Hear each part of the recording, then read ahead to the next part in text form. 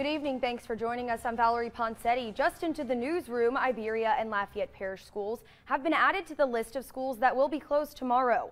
Also on that list, Jeff Davis, Vermilion, and Calcasieu parishes.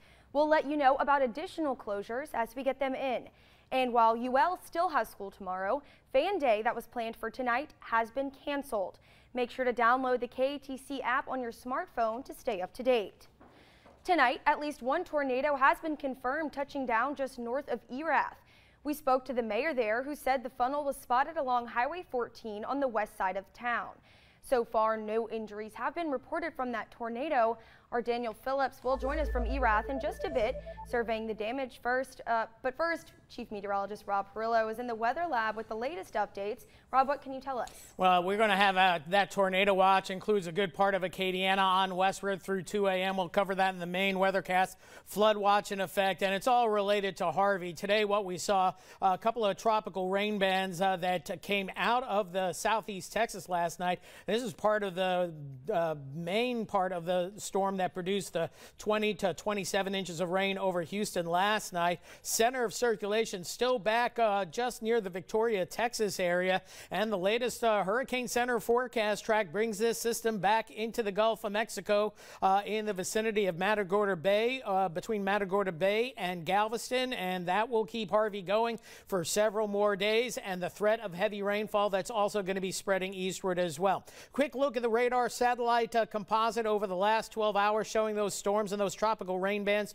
moving across the area, and some of that energy that's spread out from the center of Tropical Storm Harvey, which still, by the way, is producing torrential downpours west and east of Houston through southeast Texas. Here's predictive radar as we head into the overnight hours. More heavy rains, especially for southwest Louisiana, southeast Texas. That's where the flooding threat will continue through tomorrow morning, but that threat spreads eastward during the day tomorrow. The 24-hour forecast has the rain chances pegged near 100%, especially tomorrow morning through the mid-afternoon hours, then maybe tailing off a little bit by this time tomorrow afternoon. Temperatures top out near 80. Flood watch in effect. That's in effect till Thursday. Threat of 5 to 10 inches of rain tomorrow, especially western sections. Coming up, we'll show you the latest projections plus the latest information from the National Hurricane Center. Bottom line, get ready for the possibility of flooding, especially west of Lafayette. We'll have the full numbers and details coming up in just a bit. Thanks, Rob. Debris lining the streets of north of Erath after that tornado we talked about earlier tore through the town. Daniel Phillips joins our team coverage now. Daniel. Well, it's calm and quiet right now, but it would have been a scary scene earlier on this afternoon here in Erath as a small tornado worked its way across this field, taking along with it parts of this barn, the roof completely torn off, the sheet metal flown back into the cane fields across some of the area.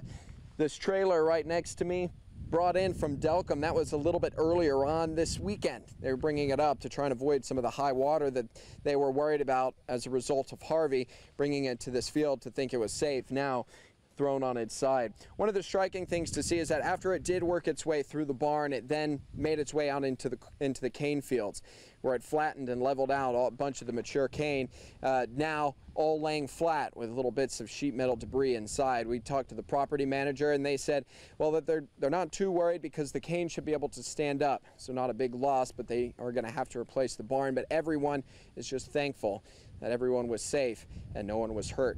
In Erath, for KATC, I'm Daniel Phillips. Checking traffic jams in Vermilion Parish, DOTD says the pontoon bridge at the Humboldt Canal may need to close at some point because of storm surge from Harvey. Road workers will continue monitoring the water levels there. In Calcasieu Parish, the I-10 westbound ramp at exit 43 is closed at this time. The interstate, however, is still open. If you must be on roads over the next few days, remember never drive around barricades or through water when you don't know how deep it is. And know that intersections become four-way stops when traffic lights are out.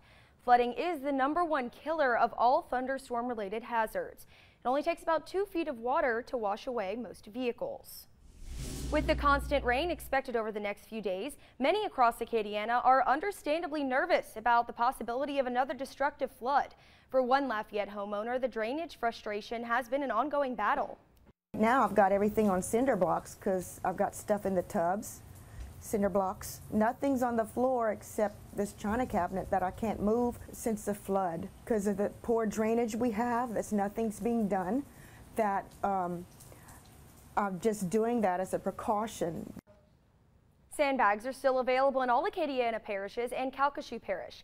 Lafayette's Blackham Coliseum location ran out of bags earlier today, but officials brought more to the site. Remember to bring your own shovel.